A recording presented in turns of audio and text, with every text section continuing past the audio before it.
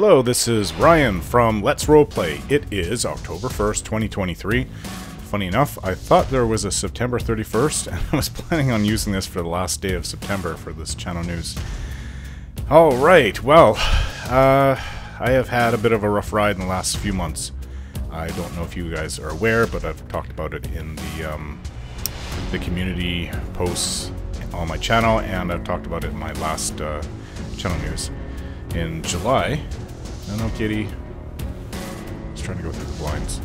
No. Alright, so yeah, I've had a lot of health issues, but there is good news. I think I've discovered what the issue was. So this has been plaguing me really bad for the last 2 months, to the point where it's been hard to do any work outside of just taking care of myself and my children and family at home. Any work on my channel, I mean. So I was not sleeping. I was suffering from migraines, cluster migraines, and headaches, and the nausea is always, for me, the worst. Just constant nausea. Ooh, that thick nausea that comes in waves. You know, if you've had that before and you haven't had cluster migraines with nausea, then, I mean, you know what nausea can be like. Just imagine suffering of the entire day, every day for weeks on end.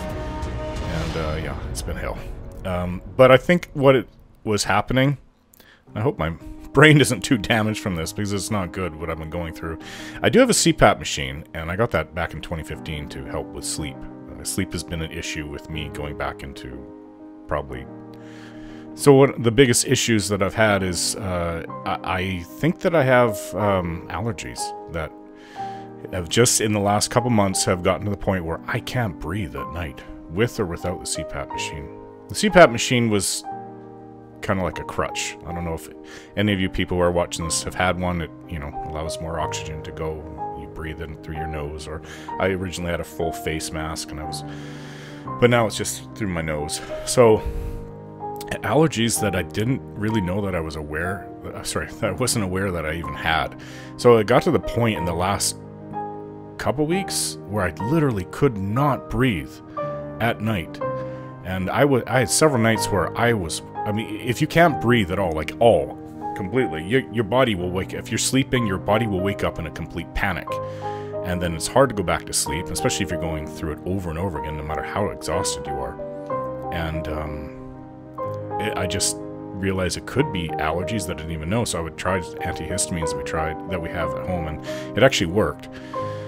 It really helped that first night a couple nights ago. So yeah, it has been really torturous. Like, I was thinking, is this some kind of crazy trauma-induced insomnia that I'm suffering from, where I just can't fall asleep? But no, it's literally my nose is like completely shut.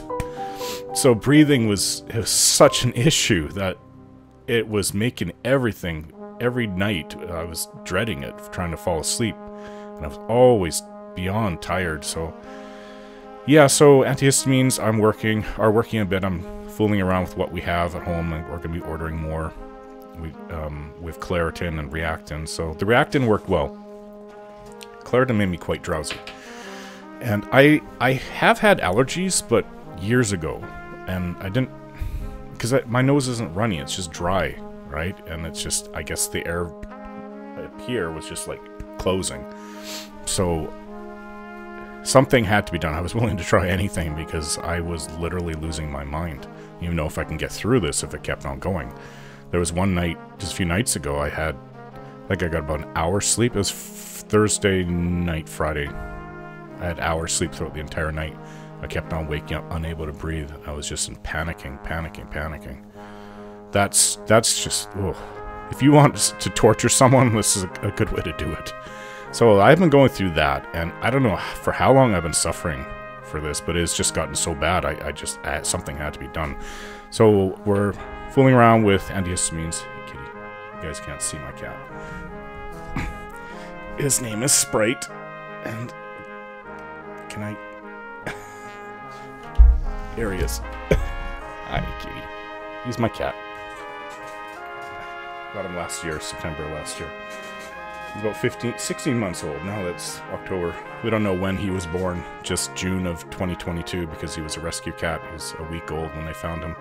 abandoned in a barn, and no one knew what day he was in December, or sorry, June he was born in. But yeah, and brain fog is another thing you suffer from with lack of sleep, and it's been an issue with me for a while. I consider myself an intelligent person, but brain fog it's been something I've been trying to fight. So anyways, I've been getting a few decent nights of sleep lately, and we'll just have to see where it goes from there, and my life could turn around, because it's been, since August, it's been literally hell. It has been so much torture. I don't even... This is why my videos have really slowed down, and hopefully things will get back on track from here on in. I'm positive about this. Alright, so outside of the health issues, well, this is the thing that I don't like to tell everybody in a community post what's going on with my health. But if you don't see videos regularly on my channel, then you know something is wrong. So that's what's been happening. Alright, so an interesting thing that I also discovered, you guys can't see it here, but I think I'll pull it up, that there's some chat on activity feed through my OBS. That's through chat through the live games that I believe that I posted. Oh, it would have been late last year. I'm not sure if somebody came in and donated afterwards. I can't tell, because I don't know where these chat things came from, because they're not on the regular comments left on my channel. So it's really difficult for me to try to figure out where these came from, but I can only guess that they were on the live chat on the videos, the live videos I used to be making. So I'll pull them up right now and go over them. Okay, so this might be a little bit strange. I can't seem to show it because OBS won't show itself. You can't see my cursor, you can just see my face and what the camera is showing. I can go to general capture, but then it just shows, now you can see my mouse cursor moving around, but it's still not showing the OBS itself. So what it is that I take it as from, I'm not sure if it's from my live videos or these are just tips they allow you to make a comment while you're tipping. But I have 3 tips here, 2 for $5, 1 for 10 that were given to me in the last year. So the first one was from someone named, it was a $10 tip from Anonymous, and they wrote, "I've been sick a long time and I've delighted in the life you bring to the Elder Scrolls." And then there was a $5 tip from Kat with 2 T's. "Just wanted to offer something for what you do. Love the work you do in games, as it rekindled an interest in the Elder Scrolls for me very much. Even introduced me into modding. So thank you. Keep up the wonderful work." And then there was a Tabby Cat with 1 T at the end. And for $5, "Haha, I'm the donator. Back around May 22nd. Just again, thanks for what you do. You got me into loving Skyrim, and it's a huge mod world. And episodes of yours are what I watch every night before bed. Keep up the good work." Well, thank you very much, everyone. I'm not sure how I'm not getting these, because they're not coming through as comments on my channel that I pick up.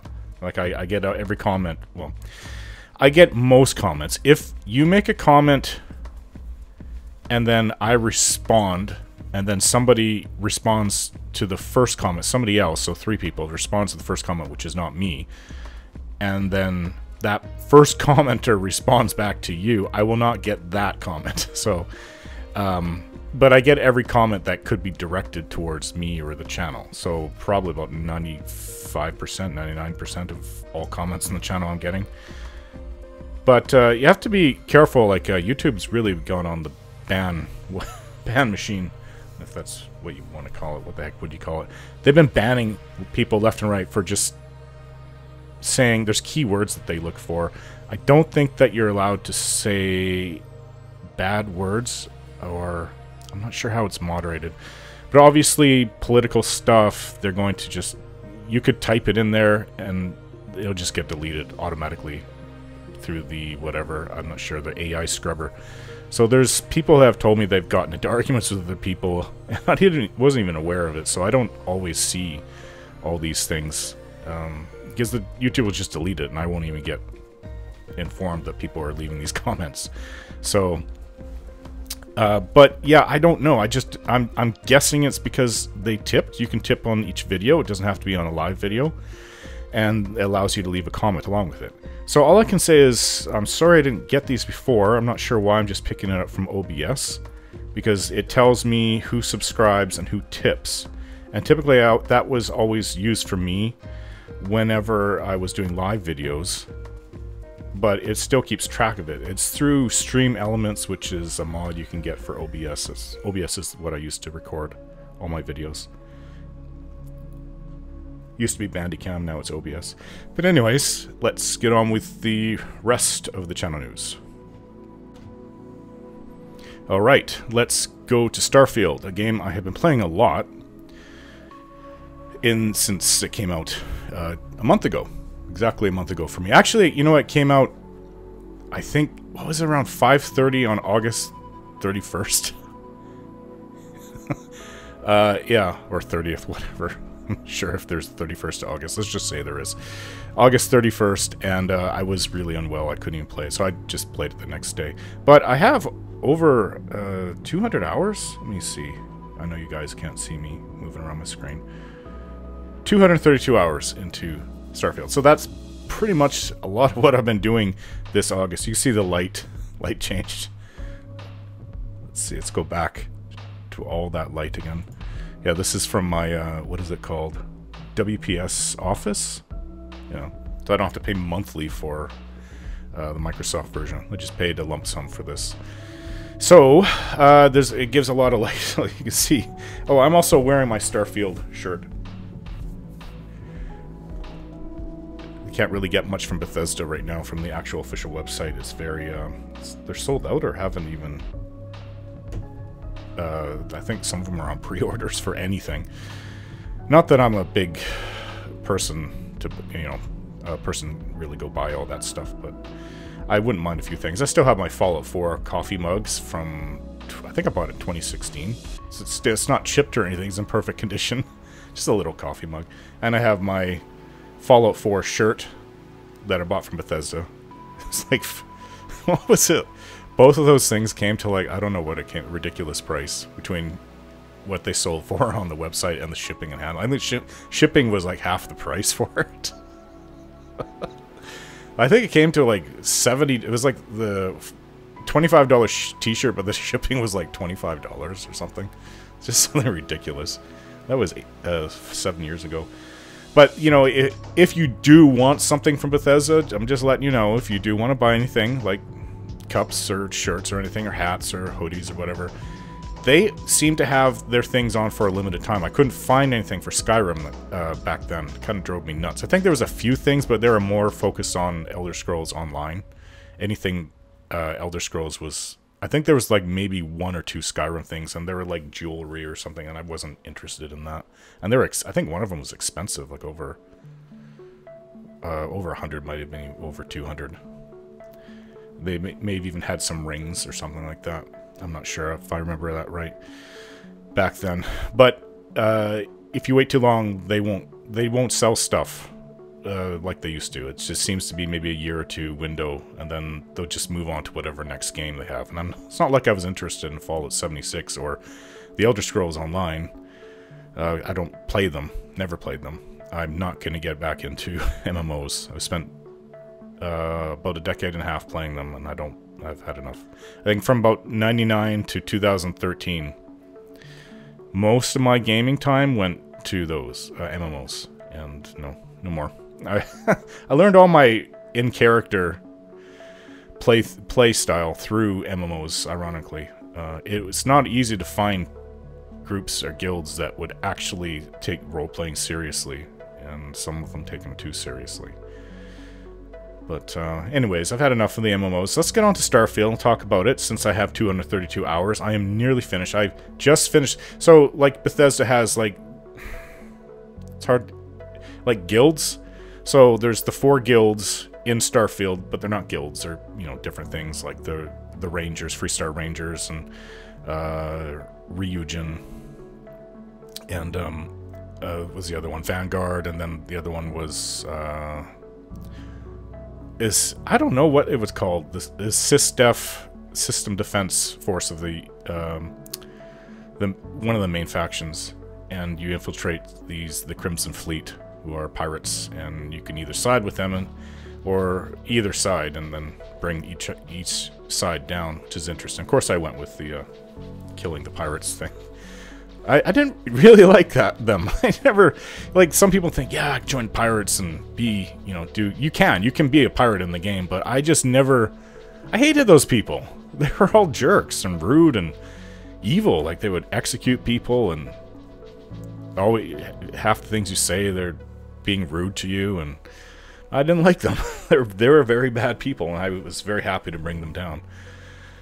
So, yeah, so I did all those, plus there's the main story. So there's the main story, there's little mini-quests throughout the planets and stuff like that, and those are all interesting. I've pretty much done all of those. There's just a few minor things left to do. And then there's the main quest. I haven't done that. I've probably gotten 3/4 through it. Some odd revelations that I've gotten through to at this point. I'm not going to say anything. No spoilers, but a little bit surprising. So, how do I feel about Starfield? Well, I like it very much. It's not perfect. It's a Bethesda game. This time I feel its stories were in general done better. They're written better than, not everyone. I didn't find the Freestar Rangers their storyline very compelling, but like the Ryujin one and the Vanguard one were really well done. I mean, they were awesome, actually. Very impressed with those. The other one, what was the other one? The Sysdef with the pirates. That was okay. I liked it, but I wouldn't say it's my favorite. So I'm getting through the main story, and probably don't have that much hours left. Maybe 10 hours left is my guess of the game. But you can do a lot of other things, like you can build outposts and mine things and sell the resources. You can you manufacture things and sell those. And you can make a lot of money, and there's a lot of tech to research, and there's so many skills. It's almost like, I mean, I'm level 52 or 53. I think I just hit level 53. And I can easily see there being about 160 skills that you can get. Each one will require the perk you get for that level. There's so many skills that I can't even touch, because, you know, you got to prioritize what you feel is relevant for you and your playstyle. And it just feels like you could be leveling faster, but it makes you pick and choose. I don't want a game where you can get every skill, but maybe half of them, and I'm not even close to half.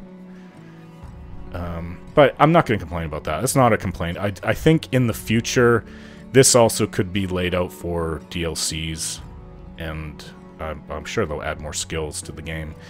But yeah, there's so many things I need to get to. It's not usual at this point where I really feel like some things are so crucial near the end of the game that I got to get put your perks towards. But in this game, yes, it's very, like, space battles are, the tutorial part is super easy. It's like, wow, this is so easy. But if you fall behind in technology for your ship and you're fighting higher level enemies in space, they will destroy you so quickly.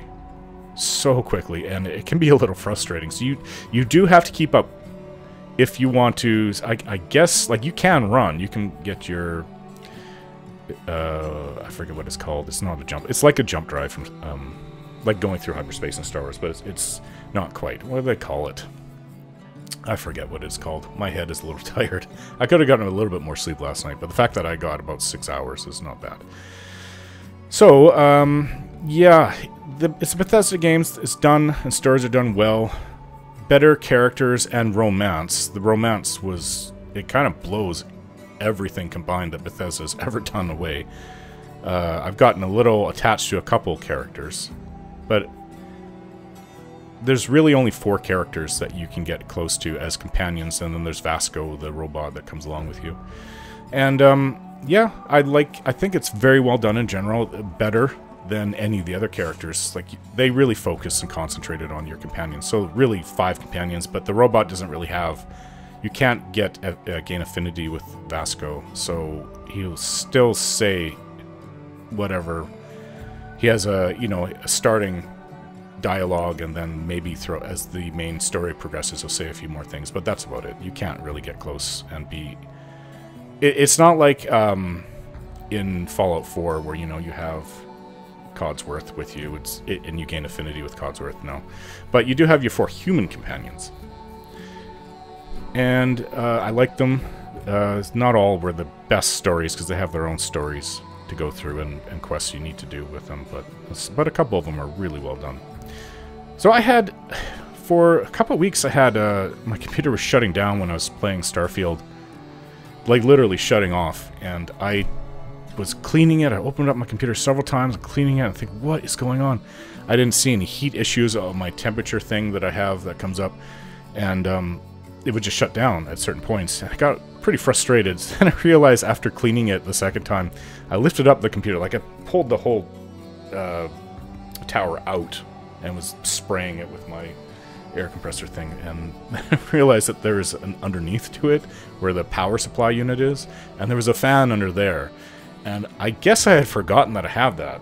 I'm not sure how long I've had this tower for, but underneath there it was like caked with dust. Yeah, I mean, you could have made it was so thick, if you had enough of it, you could spread it out and make a comfortable bed. It was soft. It was really gross. Hairs and dust. Ugh. And it was thick.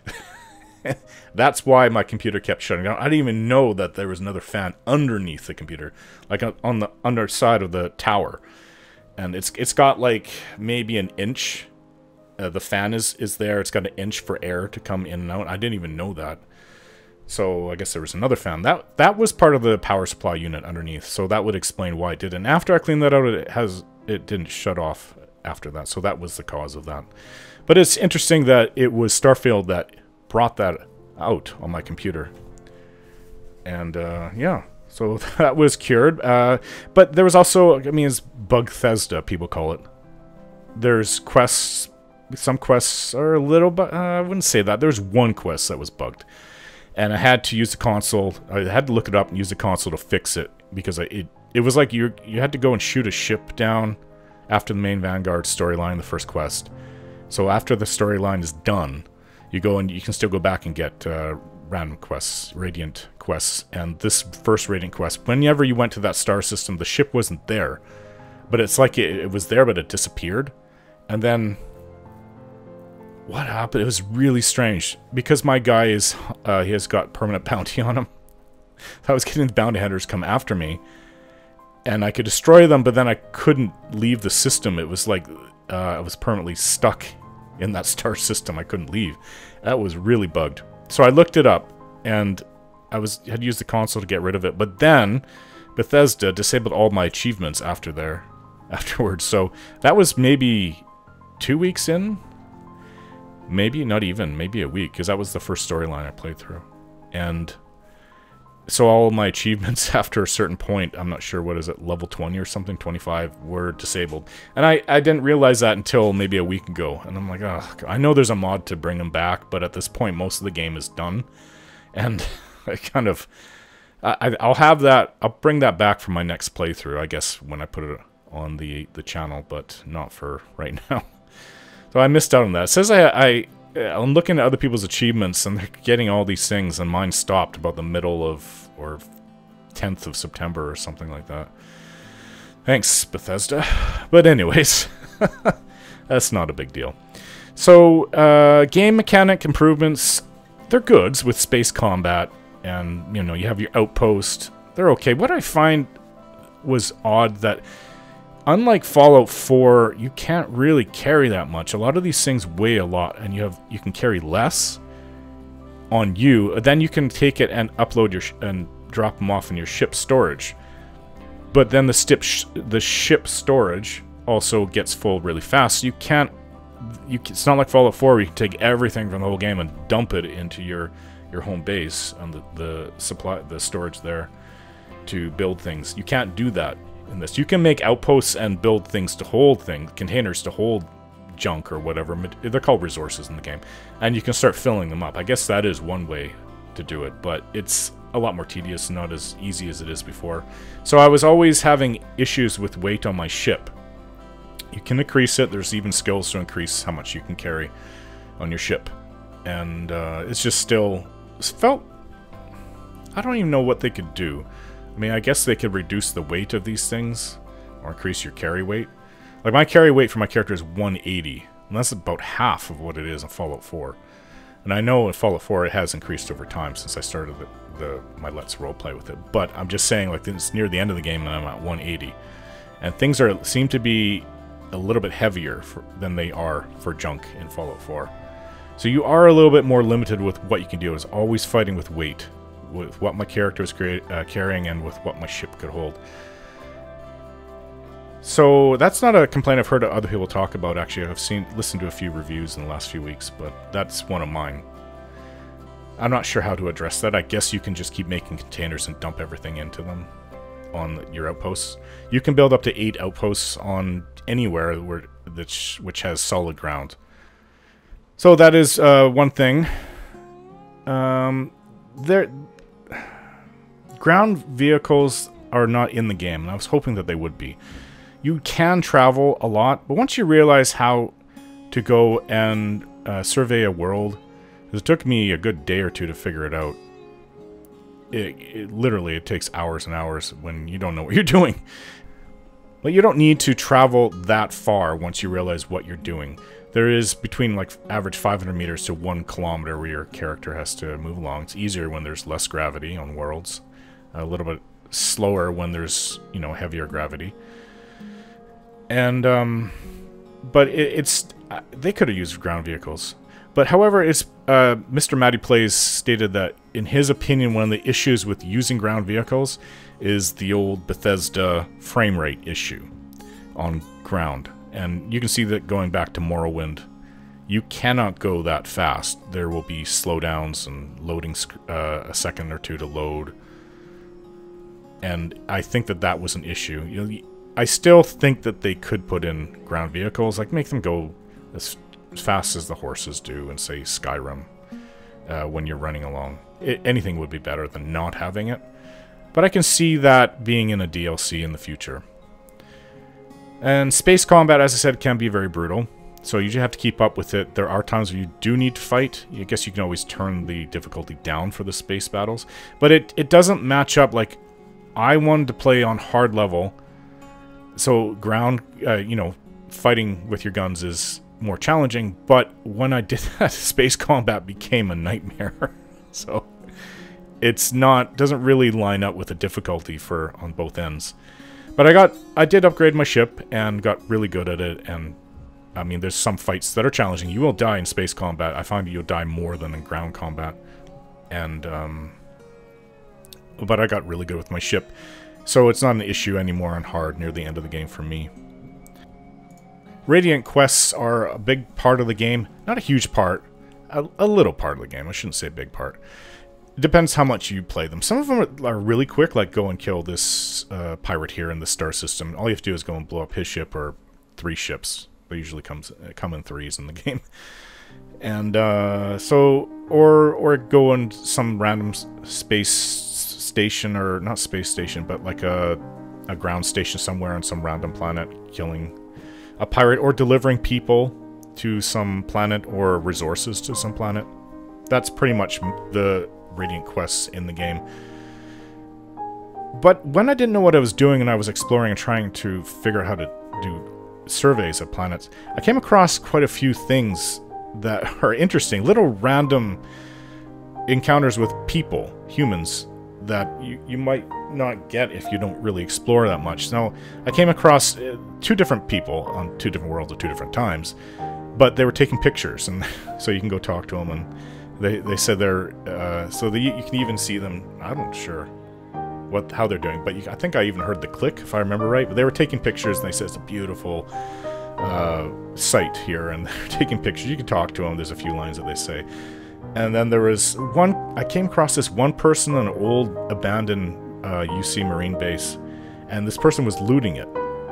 And so I either could have gotten a fight with this looter, or just, like, you know, I backed off, said, go ahead, take everything. I wasn't really hurting for things at that point.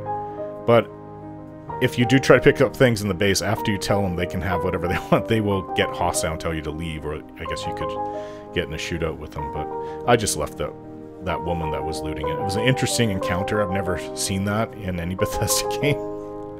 there wasn't that much in this old marine base to take anyways. And then I came across somebody where there was a brother and sister, and the brother was injured, so you have to use your medicine or med pack on the brother to help them out. I think his leg was broken and they were stranded in this little valley, so you help them to get out that way. And then I think the very first random Radiant quest, which I didn't sign up for at a machine, was mining base workers were asking for help with nearby raiders. This is probably in the first world I was trying to survey and I couldn't figure it out. But I thought that was interesting, so they told me where to go on this new quest that popped up on my journal. So I went over that way and killed... There's a lot of... I'm not sure. I guess there were space pirates of some kind. Spacers or... what is the other one? There's one that they... Not the Crimson Fleet. It was another one. I forget what they're called. But anyways, there's about 20 of them there, and I eliminated them, came back, and got a little bit of a XP reward from them, the miners. So they said, I guess they were being attacked by these Eclipse. That's the name of the... There's like Spacers, which are like your random space pirates. Then there's Eclipse, which are like a mercenary group, kind of like the Gunners in Fallout 4. And then there's the Crimson Fleet, who are like the worst of the worst pirates. Eclipse can be hired by anyone, but the Crimson Fleet, I don't know if people hire them. They just go around randomly being pirates everywhere. But yeah, I just thought that was interesting. Found it a kind of an interesting little thing to discover while I'm out there trying to survey this world. I think it took me 3.5 hours to finally get one after looking it up. I tried to survey a couple worlds. So surveying is something you get credits for. There's a list of things on that planet that you have to record or with your little machine that you have. And so it goes through minerals, flora, and fauna. And then there's not each one, but most of them have some kind of special,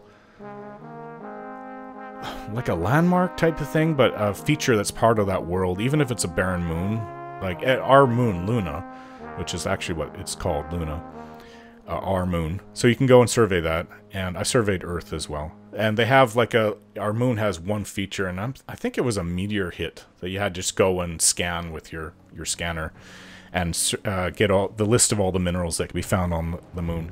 That one was really quick. So it was with Earth. But some planets have a whole bunch of animals on them, and there's predators, and then there's you know, the prey. But no, there's the non-predators are eating away or doing something, whatever they're supposed to be doing. I don't even think they're actually eating. They're just there moving around in maybe small herds of up to half a dozen. But the predators are often attacking them and killing them, so they get into big fights with each other.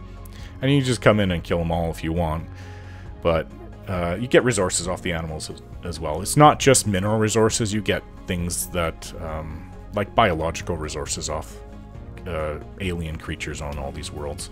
But I do appreciate the worlds having different, like, I haven't really paid too much attention to, say, the color of the different stars that give off the different kind of light. Like an orange star will, compared to a red one or a white one, will give off different light. I haven't really paid that much attention. It's not that apparent with me so much. I know that some of these worlds, especially if there's a huge planet that your moon is orbiting around, it's pretty beautiful to behold. But for the most part, I do appreciate the different flora. Like some planets are rich with life, and they have swamps or jungles, and some of them even have little sea creatures that you've got to go and if you're going to survey their world, which are a pain in the butt, by the way. That's another thing that I would complain about. You can't fully survey unless you get all the animals, and to get all the animals, you got to go get that 1 or 2 different kinds of sea creatures. And finding the water is not easy. Like, you can find little bodies of water, but there's usually nothing in there. So what it sometimes takes is you trying to fiddle with the map, since you can land anywhere on dry land, on any planet in the game. You have to really fiddle with landing right in the coast, and then you've got to walk for like 10 minutes and hope that you can get to that water going in that direction, the ocean. It doesn't always happen, so I'm wondering why. It's a little frustrating, a little bit. That's another point of contention to have with the game. Just to survey that world, and you've got to find that 1 or 2 different types of sea creatures and hope that the water isn't toxic to human beings. And that was fun. There was one world where I had to, and I was using my jetpack to try to get out on over the water, because these things are swimming, right? And your scan range only goes so far, and they're underwater a lot, often, not always, some are on the surface of the water. So, a little frustrating there. But, yeah. So anyways, the game overall I would say is very good, and I got a little addicted to it, and it's winding down now since there isn't that much left to do for me to finish. So, I think that's enough about Starfield. Part 2 of the Elder Scrolls comparison is still on the way. You guys know why it's been delayed. It's been delayed like everything else on my channel. It's coming. I put a lot of work into that right before August. I think July I was really focusing on that. I don't have that much time left. Not that many hours left to put into it to finish it, but it is coming. And obviously I'm not going to put it up half finished or 3/4 finished. It's got to be completely finished. So anyways, let's get on with the polls. Enough rambling. Alright, are you interested in the upcoming Dragon Age 4 game?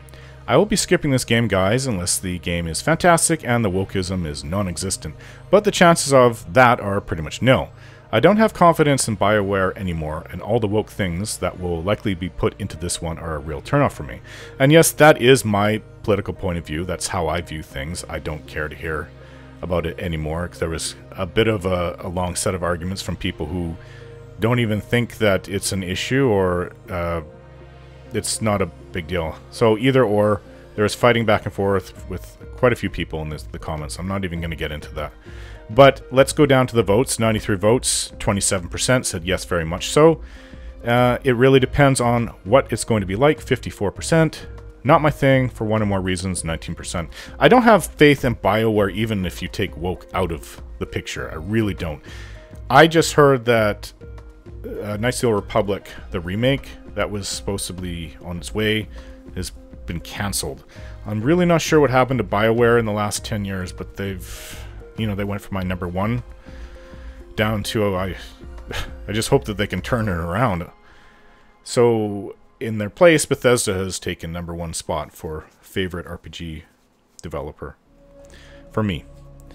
But yeah, I don't know what's going on with BioWare. It's like when their 2 founding guys retired. I think they retired about a year after Knights of the Old Republic came out in late 2011. So they probably retired around late 2012 or at some point in 2013. And then it just seems like the game is just fallen... Sorry, the development company has fallen apart since then. I don't know what's going on with them, but they were at the top. And now I don't know if they're going to exist for very much longer. Which is kind of sad. Alright, so I really like both of these game series, but I believe I like Mass Effect a little more, and I am not including Andromeda, which wasn't a bad game after a year of updates. But which is your favorite of these 2 series? Mass Effect, The Witcher. So 125 votes, 57% voted for Mass Effect and 43% voted for The Witcher. I do like both these games very much. I believe Mass Effect has better overall story for, you know, 1 to 3. Yeah, despite the ending of 3, which was a little confusing. If BioWare does, like I heard they are making Mass Effect 4, if that does come out, then I really hope that it's done well and ties up what happened at the end of Mass Effect 3, because it was pretty much a cliffhanger ending. So, well, officially the red choice, if with a high enough score, was the... I wouldn't say canon. I will say that is how your character survives. And that was actually confirmed by one of the developers at BioWare just a few years ago. A developer who I think has left the company since then. But anyways, The Witcher is also very good. They're totally different games. The characters... Some of the characters I got more attached to in Mass Effect, although some of them in The Witcher are not bad as well, especially The Witcher 3. I like both games. Totally different. Guns versus swords and, you know, sorcery. So let's get on to the... Oh, I guess comments. I don't really remember. This is around the time I wasn't really doing so well, so I may have missed some of these things. I got talking about what happened with Abstract Trader Hero here, about how to figure out what happened with the... analyzing what happened at the end of Mass Effect 3. So, DMC fan 1214 wrote, when will Mass Effect come to the channel? Just curious. So I wrote back, I couldn't say, most likely a few years from now. Nigel Power 8982 wrote, Mass Effect, although that may be because I haven't played The Witcher. Well, that's a good reason. But yeah, this, I don't really want to get into this because this can go on forever. There's a lot of speculation. There's a lot of hints going one way or the other. Personally, I think that the end of Mass Effect 3, you fight indoctrination, so you're just basically in a vision, interactive vision. And if you don't break out of indoctrination, then it takes over, and who knows what happens to you after that. But I really think the red choice with the high scores, that's the only way I would play. When I first finished the game, I chose the green. What is that? Where you kind of combine with the enemy AI. And I didn't think anything of it until maybe a year or two later where I saw people analyzing the end. I'm like, oh, okay, well, maybe the red choice was the right one. It doesn't matter right or wrong. At the end, it's the end of the game. It's up to you. But there's so many different takes on it that it was really left open. And for me, that's a cliffhanger ending. Okay, next poll is, which game has the best music? Again, do not choose which game you like best, but the actual music. This is interesting because of 184 votes, this would pretty much go down the exact way I feel about all the music. So out of those votes, but 3 or 4 people voted for Daggerfall. I think, yeah, 2% out of 184, but 3 or 4 people voted for Daggerfall. But yeah, it's Daggerfall is old MIDI 90s music. It's okay, it's great for its time, but compared to, you know, the orchestral music that they've been putting in since, I guess, Morrowind, and especially with Skyrim where they had the chorus and people singing in the background, I think Skyrim, in fact I know Skyrim is my favorite of the 4 games. Couldn't tell you what Arena music sounded like, never heard it. What does it say here for comments? Rots wrote, Morrowind's music has never left my brain. I still whistle the tunes all the time. You know, the entire Morrowind soundtrack, I believe the entire one, is in Skyrim.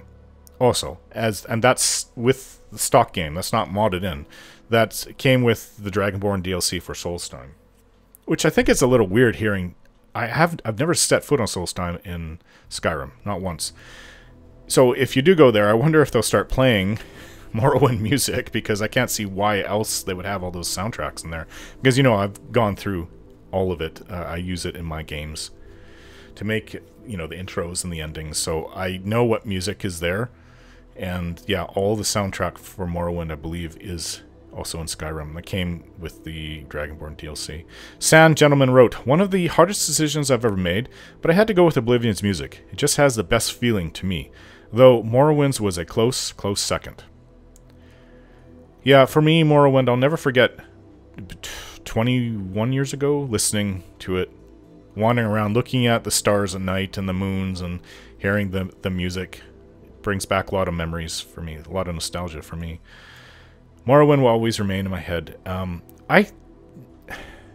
Some of Oblivion's tracks are, you know what, I might even reverse this, Morrowind over Oblivion for me.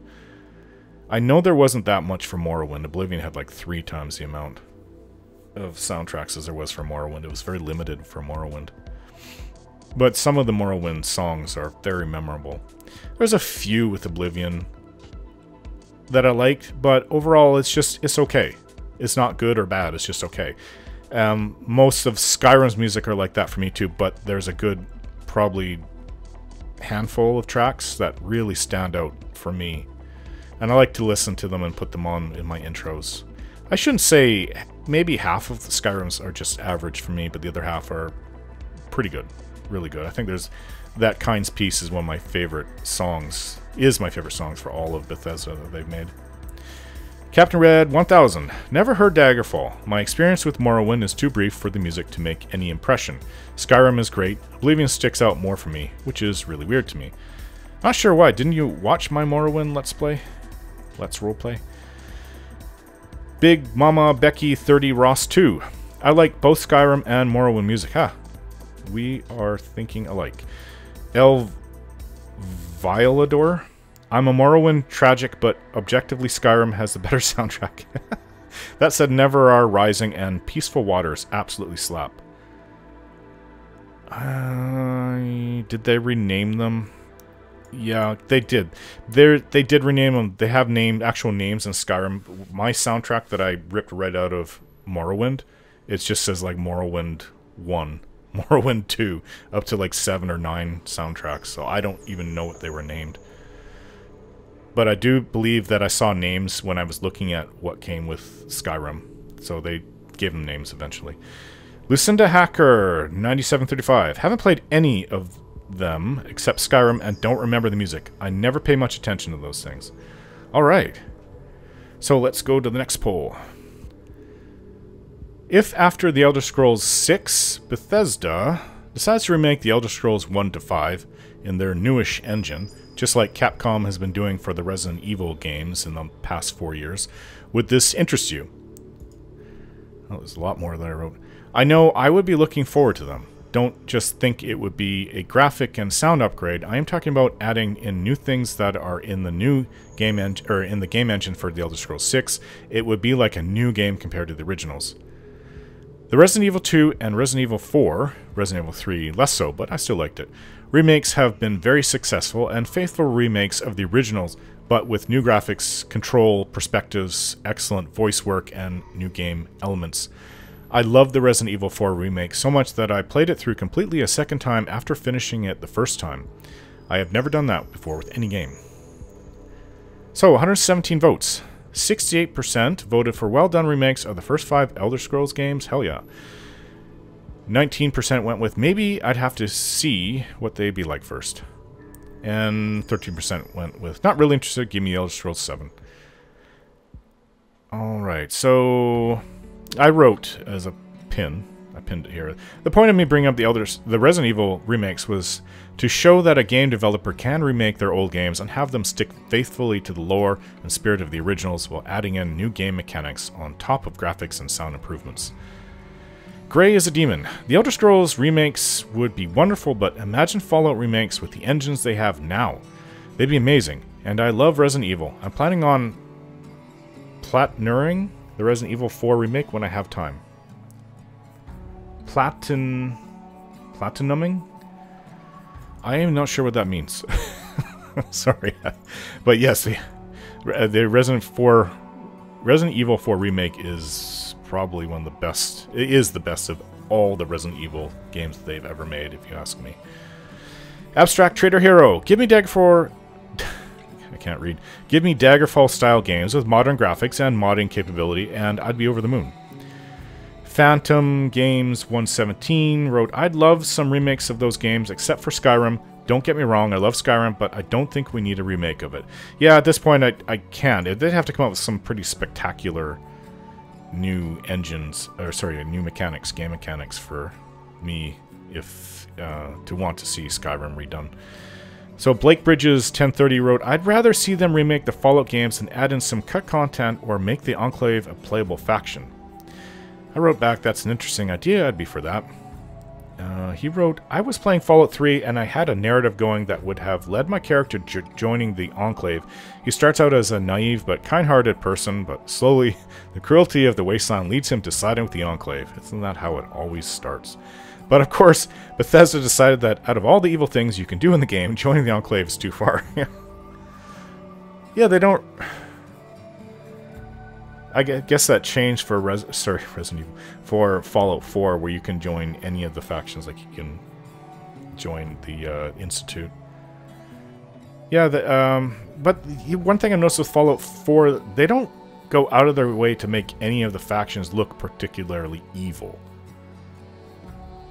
Like the Institute, I mean, you don't have to argue with somebody, but I have spoken with people on my channel that one of them was an Institute follower. My friend, real-life friend, was, he said, of course he had to go with the Institute because that's where his son was, right? But as I was thinking about it and looking through it, I didn't find anything particularly evil. It's very insidious, seemingly insidious what they're doing with putting their synths out there and taking out people and replacing them with synths, but that's about as far as it goes. They don't really say what their overall goal is, other than they just want to improve humanity, right? But I have taken that in my own direction in my own Fallout 4 game to make it seem like, you know, obviously they want to take over the world. But I cannot faithfully say that that is the case. But I would say, I think remaking Fallout 1 and 2, and even 3 with a modern engine could be pretty great. I'd be all for that. Next poll. Just how many of you go with pre-made classes versus a custom class in the Elder Scrolls games? 86 votes. 17% went with pre-made classes for me. 66% voted I prefer to create a custom class, and 16% went with the third option. I like the questions to see what I get. I always do that first. Whatever it gives me, I just say no and then create my own custom class. Jacob Gamble wrote, I would only do pre-made for role-playing reasons. I would do them more, but a lot of them have multiple armor skills, which is inefficient in my opinion. I'd say it is inefficient. Or no way to open locks other than relying on scrolls. Yeah, I completely agree. And Captain Red 1000 wrote, I don't think I've ever gone with a pre-made class when customized classes are available. And I wrote back, same with me. I have heard from others that they really like the pre-made classes, but it's not my thing though. Jorvac 9874 wrote, I do the questions for fun, then create a custom class. Anyways, that's exactly what I do. Next poll. What do you guys think about when it comes to my characters? Does it not make more sense that they have some good amount of training, experience first in their backstory before they go out and complete some epic quest? Or have them start out as a complete novice with no experience in combat? 104 votes. 56% went with having them have training or experience only makes more sense. 44% went with having them just start out could be okay if written acted well. I actually agree with both of them. Although I can't vote for both, but I agree with both. I have seen it, the actual Let's Roleplay that inspired me to be fully in character on my channel was written from a guy who had never fought before. It was in Fallout 3, from the perspective of a guy who's never fought before. He was young, and he was quite afraid, and I done very well. I was inspired by that. Not an Enwa. I'll always remember that. You, Enwa! I say experience for the immersion aspect. I listen to these Elder Scrolls RPs you make while I'm at work, and it helps me concentrate. And I have no idea how to even Wojtek Bear. Is it Polish or something? Wojtek Bear. In my own experience and watching your videos, it's generally more fun to see someone with a bit of experience. Playing a complete novice when usually games expect you to kill legions of enemies is often hard to explain without it feeling too gamey, so it's better if you are a character at least accustomed to that life. It's hard to roleplay the shock of the character never having killed before, when in one battle the game is giving me a gun and telling me to shoot 30 men. That being said, I remember in Skyrim I roleplayed a character who had sworn an oath to never kill again, and if the game was forced me to fight, it made breaking the oath in combat more meaningful. I cannot imagine playing that without breaking your oath every 5 minutes. Unless you're like me, where I talk to people from the interesting NPC mods, which goes on for like half an hour. So I wrote back, I like and agree with your role-playing. I'm even actually getting a little bit... I've had a little bit too much with the interesting NPCs. I don't want to ignore them. Some of them do have interesting stories, but some of them just go on and on. I'm not even interested in what they have to say. But some of them are really funny too. Like that bard in Dragon Bridge. I was laughing a lot at him. Some of them say things that are just crazy funny for me. Okay, Soda Cabbage 2. Games where having no experience or a low amount of experience might make sense. They start you out doing small tasks versus games like Baldur's Gate 3, where they throw you in amongst big baddies pretty much off the bat. I wouldn't know, I haven't even touched Baldur's Gate 3, I haven't even loaded it up. One day soon. Yeah, I do mean it will be, I assume, like if my health is continuing to get better, say it's October now, I hope this month, if not next month. So, Velnia6880 depends on the module. If they start out at level 1 as an absolute nobody, then inexperience makes some sense, but not otherwise. Sheltered nobodies thrown into epic adventures overnight rarely survive long. Yeah. Either or. It really depends on, like I said, having them just start out could be okay if written, acted well. If they have no experience, that's not an easy thing to roleplay. But I think it is possible. So maybe one day with one game. Okay, so Stukers.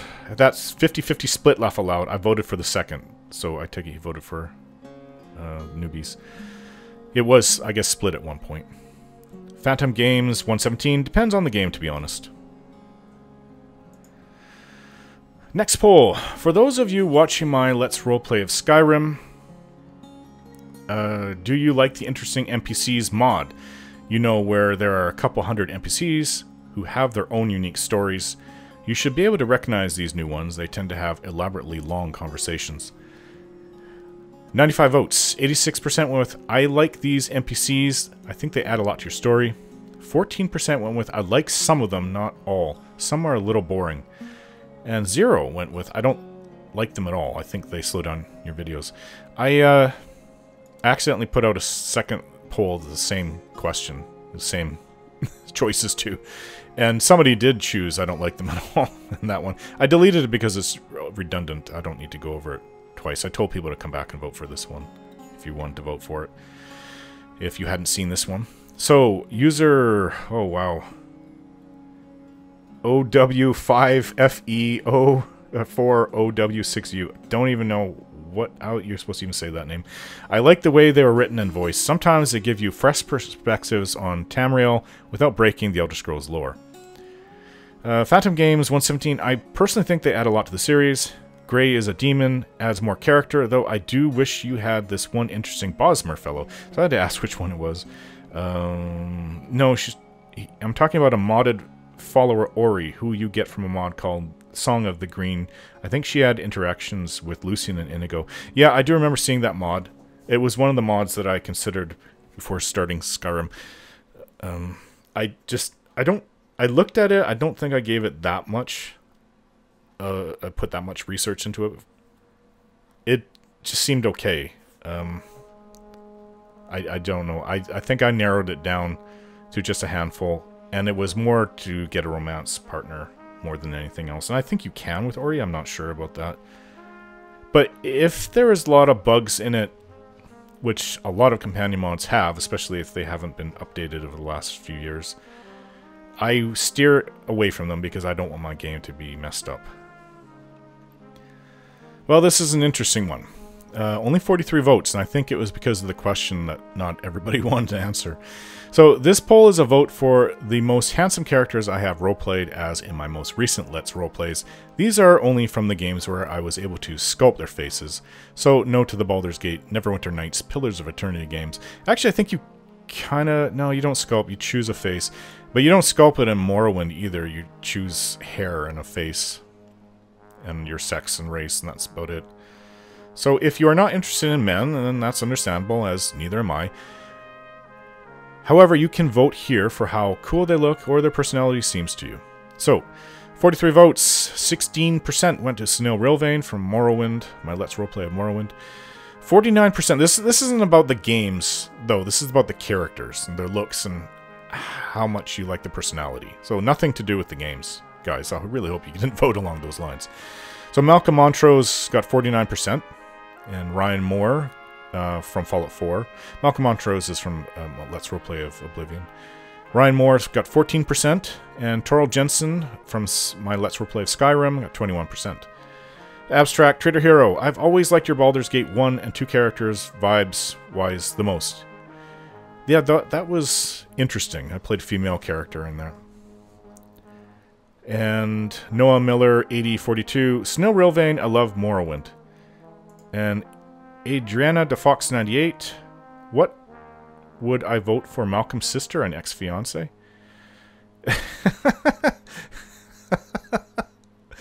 Oh, from the pictures. Yeah, I can see that. I see that you were watching the Let's Roleplay. So this is just about the characters I played. I wrote back, no, just the looks and personality of the character. You find the most handsome of the ones I created and played. So this poll, this is the last one, was... I just came up with it in a minute to go over weapons for fantasy games.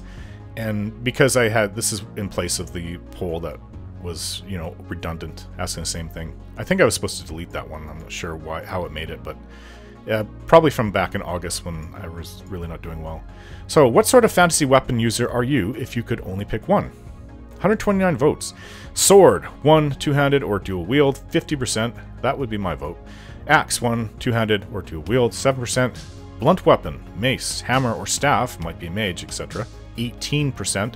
Dagger, yes for that backstabbing fun. Great for thieves. 7%.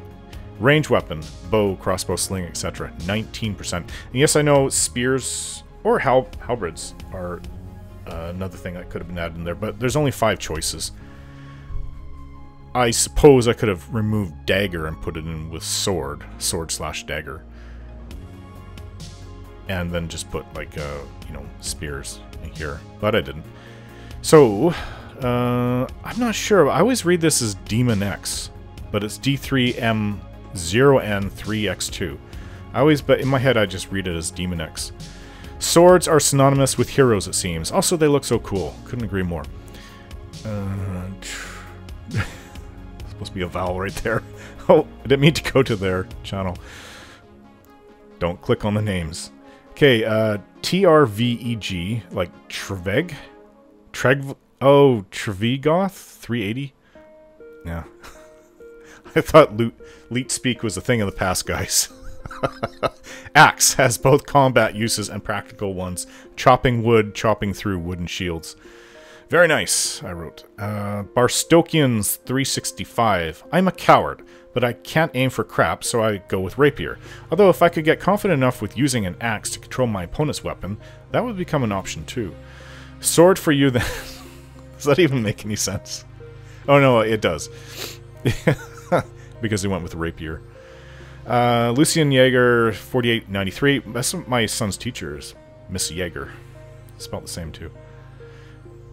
That's a tough one, as my favorite custom class is divided by 2 picks. Laugh out loud. Yeah. Yeah, they're not easy choices. So, Lord Valinar 774, Sword and Sorcery. Wait, so which one did you choose? I assume the sword one. But maybe it's just a reference to what the poll was about. Noah Miller 8042 would have preferred me a nice spear, but an axe would do nicely. Sounds good. Abstract Trader Hero, man, forgetting the glorious spear. Yep, I did. But then so did Bethesda for Elder Scrolls 4 and 5. I'd put it in there if there was more than 5 choices. Worst part, he wrote back, worst part is that they proved spears can work in Skyrim with Game Jam, but just did not actually implement them because, Lord forbid, they actually add stuff with patches in a game that released 6 times. Beelzebub, I burnt down a tree using a sword, and sword go burr. That'd be a sight, I heard. Alright, thanks for watching, guys. If you would like to help out and support Let's Roleplay, you can donate at my Patreon account or become a member of my channel, which also comes with perks. Just click on the join video to watch what I put together and what you as a member will get. Speaking of patrons, Patreon actually gives me 80% of the money given, whereas YouTube gives 70%. However, you do get the perks with YouTube. Everyone who donates to me on Patreon are also getting their names posted as supporters at the end of my videos. Same thing with PayPal, which gives over 90%. The links for these are in my banner at the bottom right side. Thanks for watching, and I hope to see you guys again.